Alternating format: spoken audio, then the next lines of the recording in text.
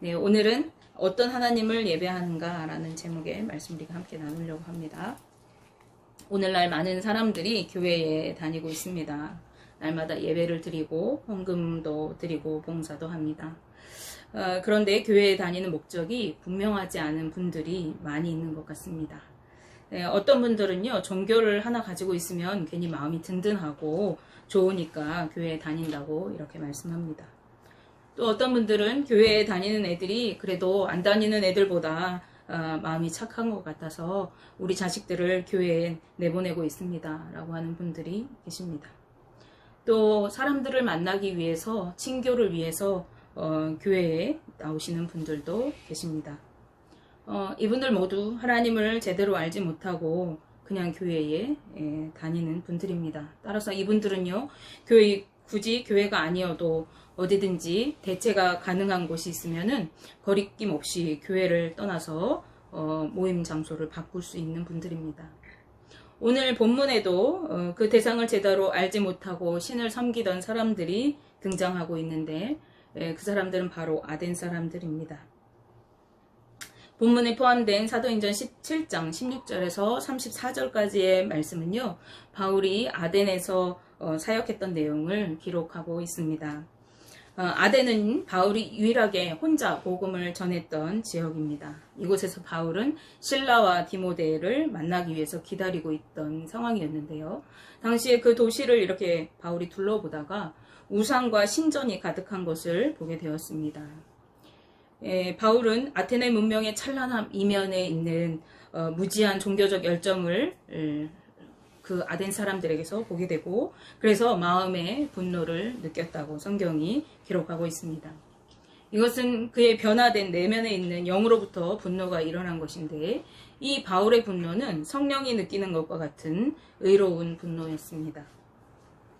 이에 바울은 회당에서는 유대인과 또 개종한 이방인들에게 변론을 하기 시작했어요. 말씀을 증거하고 그들과 말로 논쟁하기 시작했던 것입니다. 그런가 하면은 많은 사람들이 모여서 상업활동을 하고 또 토론의 장소로 삼았던 장터에서는 순수한 이방인들과 또 다른 변론을 이렇게 벌이게 되었습니다. 따라서 이 사도행전 17장 16절에서 34절 말씀을 우리가 세 부분으로 나누어 볼 수 있는데, 16절에서 21절까지는 회당과 중앙광장에서 바울이 전도한 활동에 관한 내용입니다. 그리고 오늘 우리가 읽은 22절부터 31절까지의 말씀은 바울이 이제 사람들에게 끌려가서 아레오바고라는 곳에서 설교하는 그 내용이 담겨있는 내용이고요. 마지막 32절에서 34절까지의 말씀은 아덴의 전도로 인해서 이루어진 결과에 대해서 기록하고 있는 그런 부분입니다.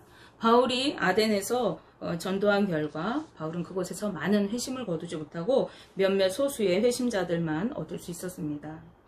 우리가 아덴에 대해서 살펴볼 필요가 있습니다. 아덴이 어떤 곳인가? 그래서 왜 아덴에서는 이렇게 전도에 결실이 많이 맺히지 못했는가를 살펴야 되겠는데, 아덴은 헬라 문화의 중심지이면서 우상의 도시였고, 파르테논 신전, 또 에레크테움 신전과 같은 거대한 신전이 가득한 신전 도시였습니다. 아덴 사람들은 새롭고 신비한 신이 전파되면은 그 신을 위해서 사원이나 제단을 만들어서 섬기는 그러한 독특한 신앙관을 가지고 있었고, 또한 이것은 철학의 도시였어요. 그래서 당시에 가장 유명했던 쾌락주의와 자연 신론을 가지고 있었던 에피쿠로스 학파, 그리고 또 범신론과 또 금욕주의를 가지고 이성주의를 주장했던 스토아 학파가 이렇게 유행했던 그러한 도시입니다. 에피쿠로스 학파 학자들에 의하면 신은 그들이 인정을 하지만 이 신은 어떤 신이냐면은 인간의 삶에 전혀 관심이 없는 저 우주 밖 멀리에 있는 그런 신에 불과한 신이었습니다. 그리고 이들은 내일 죽을지도 모르니까 우리 오늘 즐기고 살자라고 하는 육체의 쾌락을 추구하는 사람들이었어요. 이들에게 쾌락은 인간의 모든 고통과 또 아픔과 또 두려움에서부터 벗어나게 해주는 유일한 길이라고 여겼습니다. 그래서 이들은 육체의 정욕을 따라서 살아갔던 사람들입니다. 그런가 하면은 스토아 학파주의자들은 엄격한 금욕주의에 빠져 있었고 또 이성주의에 빠져 있었어요. 그래서 인간의 판단이 중요하고 또 자연과 조화를 이루면서 살아가는 삶을 추구했습니다. 그리고 이들의 신과는 범신론이었는데 모든 것에는 신이 존재한다. 그래서 모든 것은 다 신적인 것이다 라고 여겼던 그런 사상을 가지고 있었습니다.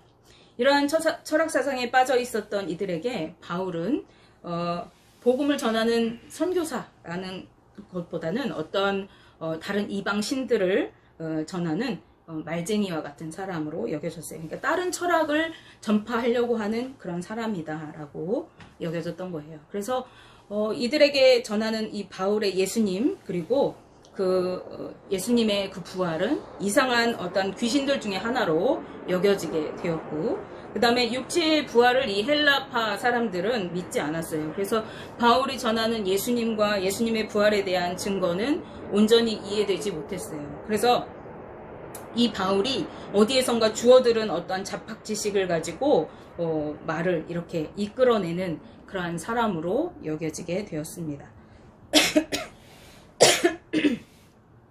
그래서 이들이 바울이 전하는 이 새로운 지식이 자신들이 접해보지 못한 이 부활이라고 하는 그리고 예수 그리스도에 관한 이 사상이 자신들이 지금까지 하나도 접해보지 못한 그러한 사상이었던 거예요. 그런데 이 사람들은 새로운 지식이나 사상을 받아들이고 그것을 가지고 끊임없이 논쟁하는 것을 좋아하고 또 새로운 어떤 신령한 것이 나타나면 그것을 섬기기 위해서 제단을 짓고 이러한 것들이 이 사람들에게 익숙한 것이었기 때문에 바울의 이 전하는 새로운 지식이 더 알고 싶어졌어요. 그래서 아레오바고 광장으로 바울을 끌고 갔습니다.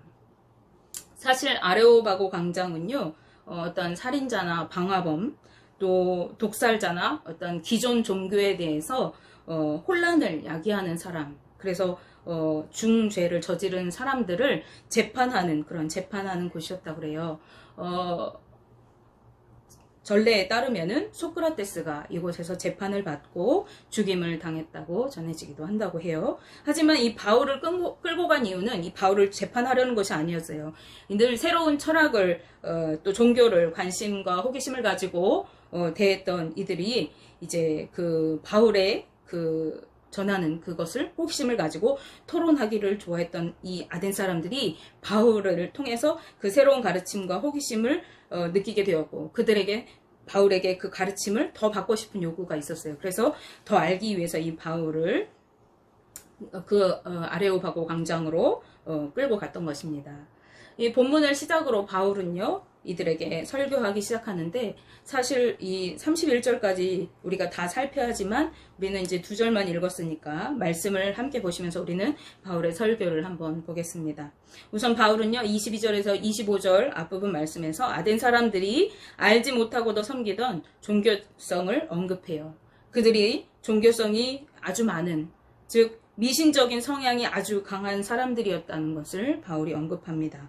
그리고 그들은 섬기는 대상이 구체적으로 무엇인지도 알지 못하면서 항상 두려움과 경건한 마음을 가지고 신을 섬겨오고 있었는데 알지 못하는 신을 위하여 그들이 이 제단을 만들어서 섬겼다라고 하는 것을 이 바울이 지적합니다.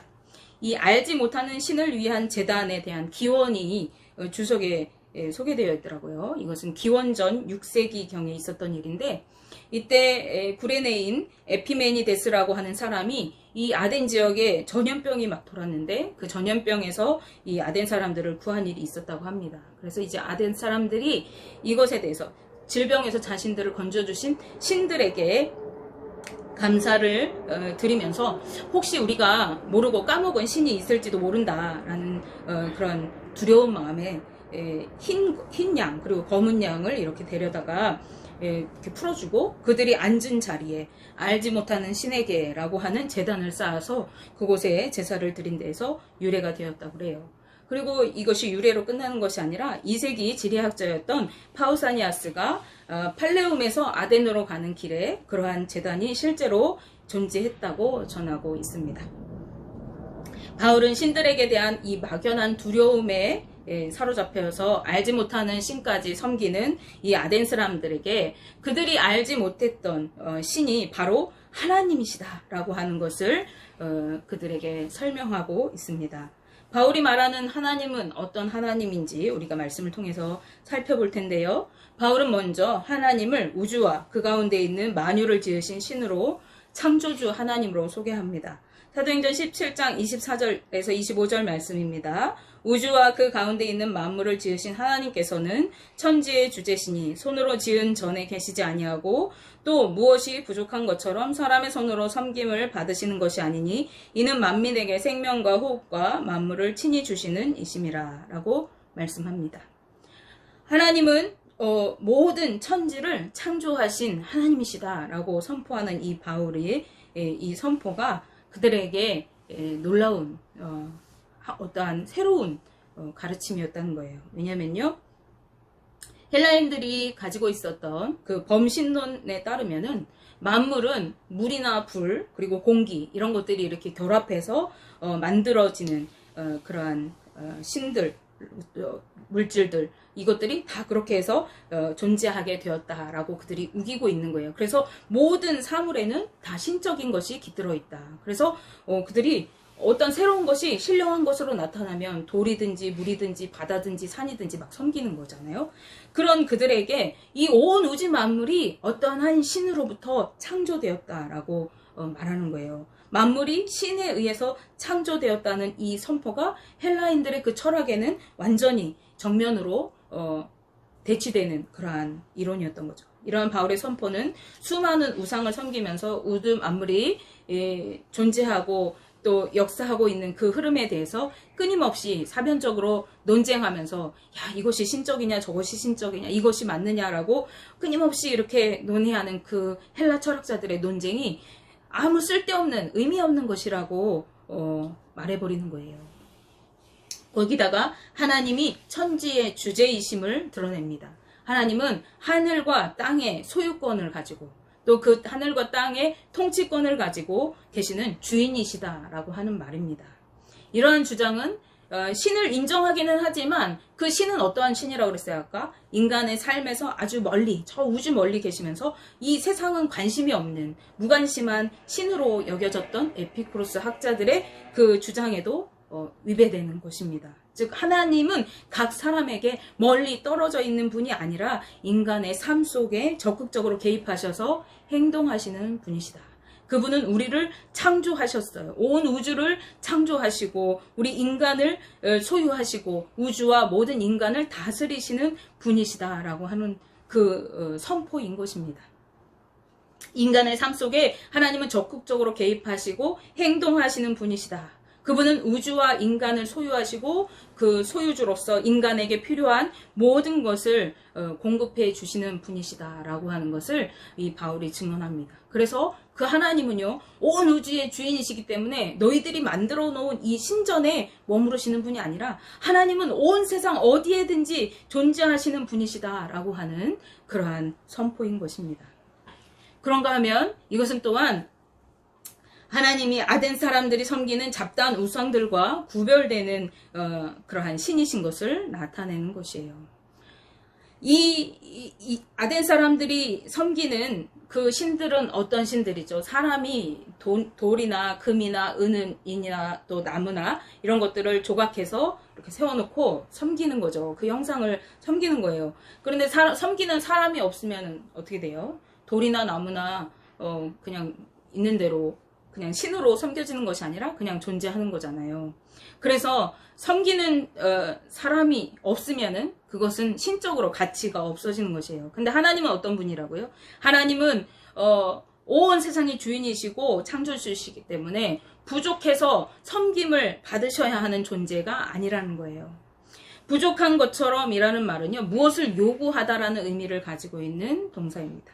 즉 섬기는 자가 없으면은 존재의 의미를 상실하게 되는 어떤 부족한 것이 있는, 그래서 사람 손에 의해서 섬김받는 다른 우상들과는 달리 하나님은 자기 혼자 스스로 충분하신 분이에요. 모든 것을 다 가지고 있는 분이시라는 말입니다. 우상들은 다른 존재에 의해서 자기 존재가 의미를 가지는 그러한 허구적인 그 의존적인 존재이지만 하나님은 만물을 창조하시고 만물의 주인이신 주권자로서 오히려 사람들에게 생명을 주시고 호흡과 만물을 친히 주시는 유일한 절대자이심을 바울이 지금 선포하고 있습니다.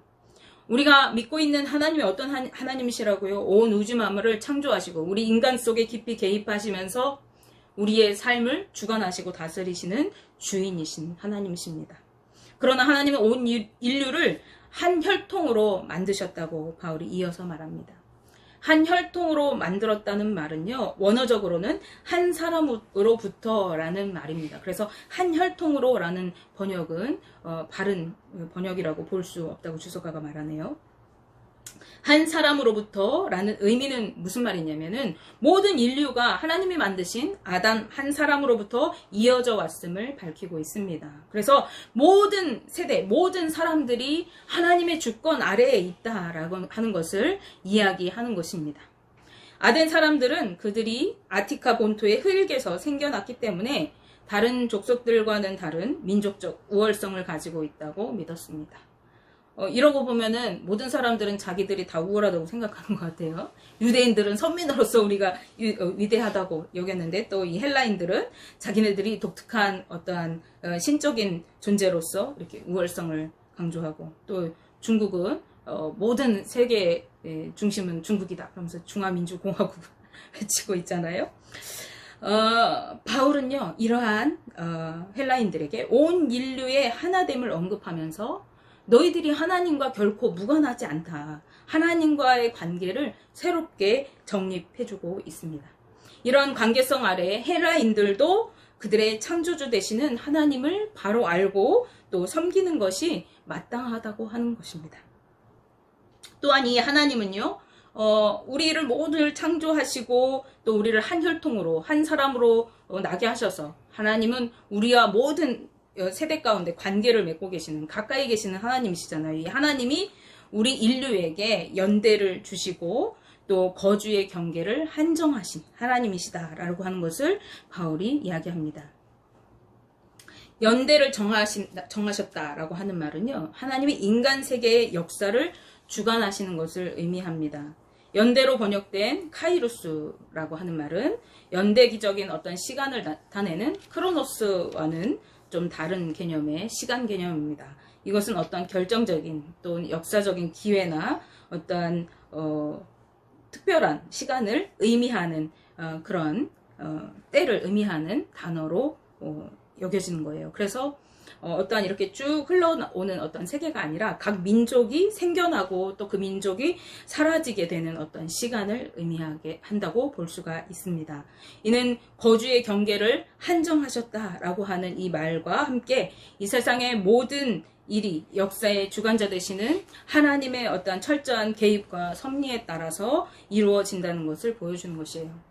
어떤 나라가 세워지고 그 나라가 멸망하는 것, 어떠한 역사적인 사건이 일어나고 그것이 또 다시 사라지게 되어지는 이 모든 것들이 하나님의 개입과 하나님의 철저한 섭리하심 가운데 이루어졌음을 오늘 바울이 우리에게 밝히고 있는 것입니다.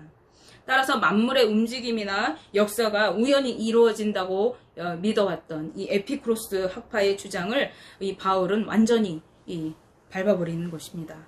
그들은 하나님은 저 멀리, 신은 저 멀리 계셔서 우리는 우리 멋대로 쾌락을 즐기면서 육체의 욕망을 따라 살아가자라고, 그리고 우리의 모든 번뇌를 잊어버리자라고 했는데, 사실은 그 하나님은 우리를 창조하시고 우리 가운데 깊이 개입하시면서 우리에게 연대를 주시고 우리의 경계를, 거주지의 경계를 정하시고 하나님의 시간에 따라서, 하나님의 목적 따라서 우리를 이끌어 가시는 그 하나님, 우리와 가까이 계시는 하나님이시다라고 하는 이 바울의 말씀은 그들에게 아주 충격적인 것입니다.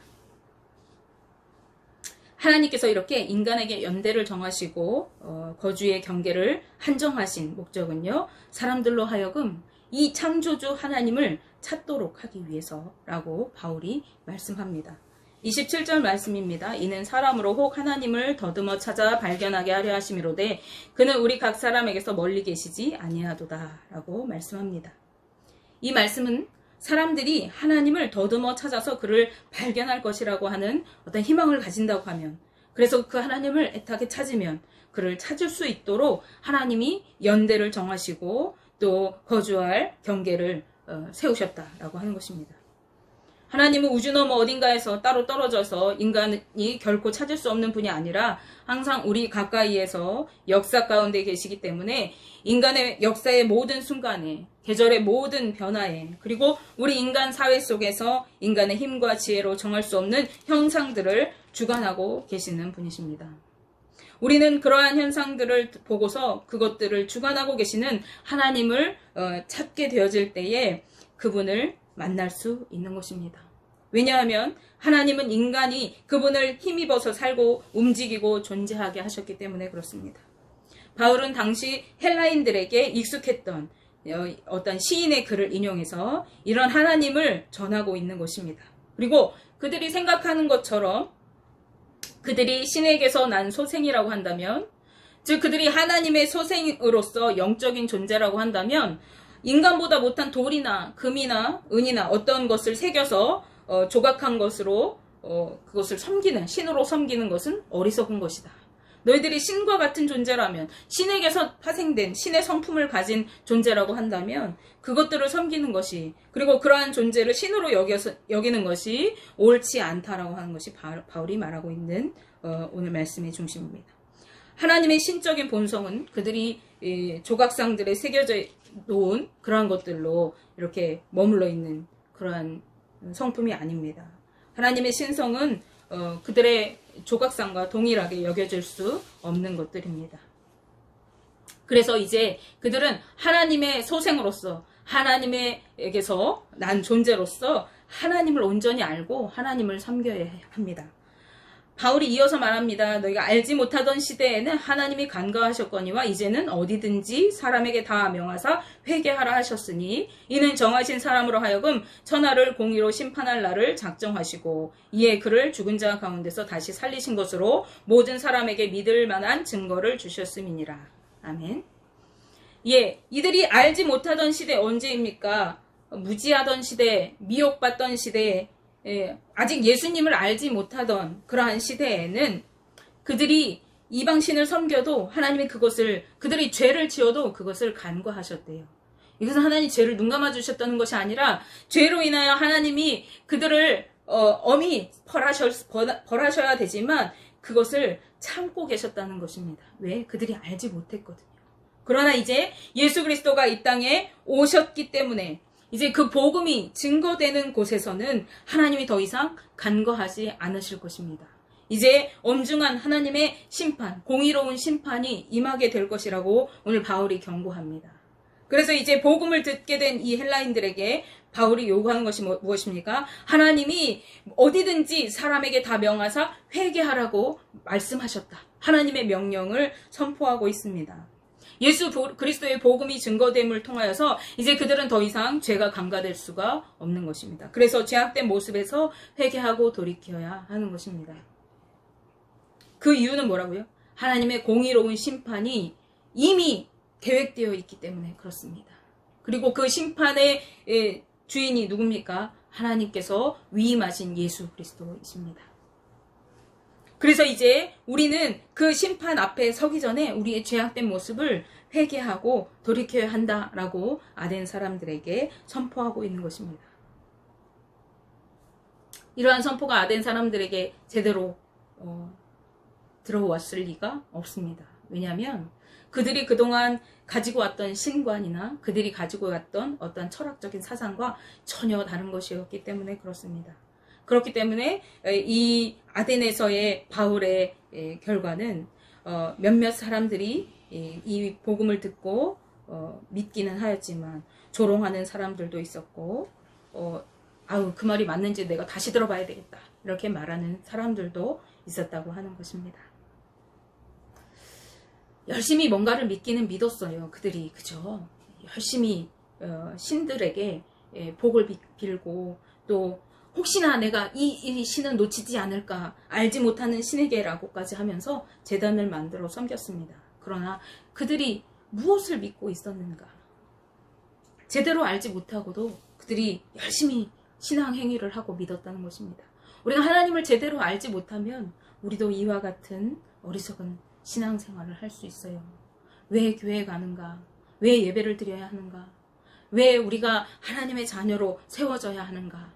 왜 우리가 복음을 제대로 알아야 하는가? 그것을 생각하지도 않고 그냥 습관적으로 교회에 가서 예배 드리는 거예요. 습관적으로 예물을 드리는 거예요. 습관적으로 봉사하는 거예요. 습관적으로 교회 가서 친교하는 거예요. 뭐든지 다 할 수 있어요. 말씀을 선포할 수 있어요. 복음을 증거할 수 있어요. 알지도 못하면서 전할 수 있어요. 그런데 우리가 제대로 알고 믿어야 합니다. 성경에 보면은 선지자들에 대한 하나님의 엄중한 경고가 있어요. 내가 말을 주지 않았는데도 하나님이 말씀하셨다라고 선포하는 그 너희들을 내가 엄히 심판하겠다라고 하시는 두려운 말씀이 있더라고요. 제가 강단에 설 때마다 두렵습니다. 하나님의 말씀을 제대로 알고 바로 전해야 할 텐데 그것이 가장 큰 제 기도 제목인 것 같아요. 우리가 하나님을 예배하고 하나님을 섬기는데 그 하나님을 제대로 믿고 온전히 하나님을 섬겨야 하잖아요. 그런데 제대로 알지 못하고 알지 못하는 신에게 내가 혹시 이 신을 화나게 해서 나를 축복하지 않으면 어떡할까? 내가 그래도 교회 안에 있으면 내가 안전하지 않을까? 그런 어떤 막연함으로 신앙생활을 하는 것이 아니라 우리의 주인 되시고 창조주 되신 우리의 삶이 깊이 개입하시고 우리의 삶을 섭리하시고 다스리고 계신 그 하나님을 바로 알고 그 하나님이 예수 그리스도를 통해서 심판의 증거로 삼으시고 우리에게 너희에게 곧 심판이 있을 것이다. 그때에 죄 지은 자는 더 이상 이제 죄를 간과하지 않고 내가 그 죄에 대해서 엄히 심판하겠다. 그러나 예수 그리스도를 구주로 알고 믿는 너희들은 내가 그 심판에서 구원하여 내고 상급의 심판을 너희에게 내리겠다 하고 하시는 하나님의 그 엄중한 말씀을 우리가 바로 알고 온전한 믿음으로 세워지시는 저와 여러분들 되기를 주님의 이름으로 축복하며 기도합니다.